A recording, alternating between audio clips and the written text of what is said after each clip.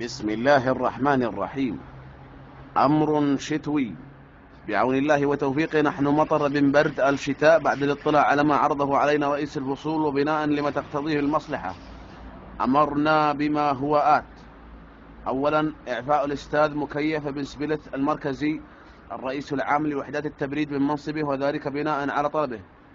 ثانيا، إعفاء الأستاذ فريزر بن مستقل المجمدي الرئيس العام لرئاسة التجميد من منصبه، وذلك بناء على طلبه. ثالثا، إعفاء الأستاذة برادة بنت كوب الجركل من منصبها، وذلك بناء على طلبها.